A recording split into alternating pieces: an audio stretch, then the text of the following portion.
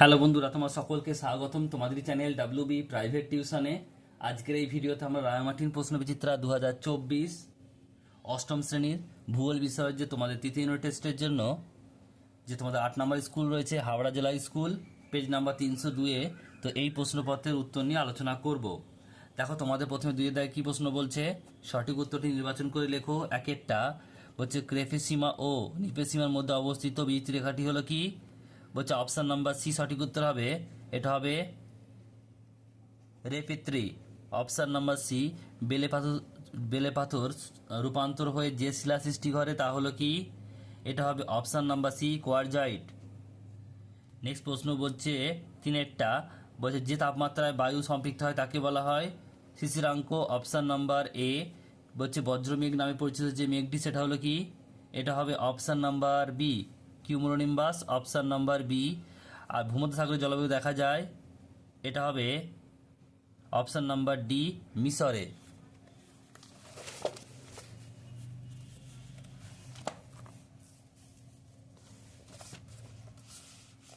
Next প্রশ্ন পরেরটা কি বলছে দেখে নাও, যে ক্রান্তীয় মৌসুমী জলবায়ুর অন্তর্গত উপজাতি গোষ্ঠী হলো Semang. Option number B.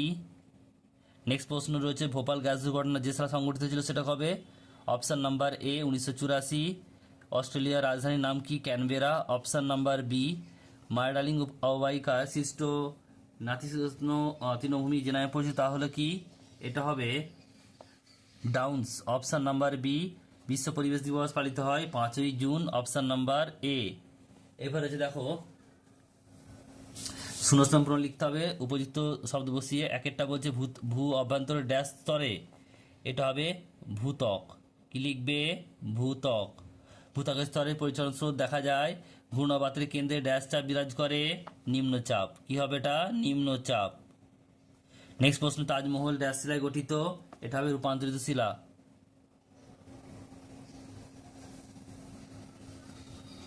Next প্রশ্ন বলছে পৃথিবী পৃষ্ঠে ভূপৃষ্ঠে মোট বায়ুর চাপ বলয়ের সংখ্যা কটি, এটা হবে 7টি। ভূত্বকের গড় গভীরতা প্রায় ড্যাশ কিমি, এটা হবে 60 কিমি। নেক্সট প্রশ্ন বলছে কঠিন পদার্থের মধ্যে দিয়ে প্রবাহিত হয় ড্যাশ তরঙ্গ, এটা হবে এল তরঙ্গ। নেক্সট প্রশ্ন পৃথিবীর বৃহত্তম পাত হলো, এটা হবে প্রশান্ত মহাসাগর পাত। প্রশান্ত মহাসাগর।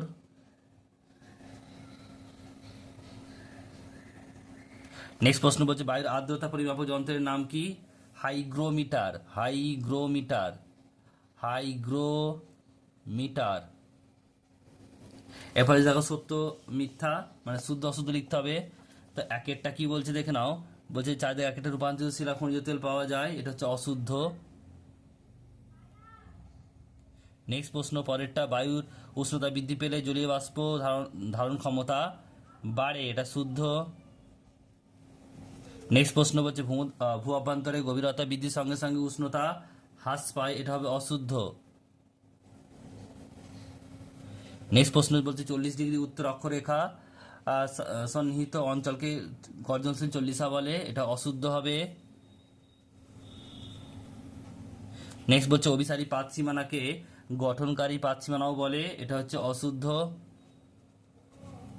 বিনাশকারী পাত সীমানা বলে। আম্লিক শিলায় সিলিকার আধিক্যতা দেখা যায়, এটা হবে শুদ্ধ। এরপর স্তম্ভ মেলাতে হবে দেখে নাও। 5-এর দাগে বাম স্তম্ভের সঙ্গে ডান স্তম্ভ সুন্দরলাল বহুগুণা, এটা হবে কি, এটা হবে এফ অর্থাৎ চিপকো আন্দোলন। এরপর বলছে ওয়েগনার, এটা হবে ডি অর্থাৎ ডি হবে বলছে মহি সঞ্চালন মতবাদ। তারপর হচ্ছে আর্থ আওয়ার, এটা হবে কি এ অস্ট্রেলিয়া।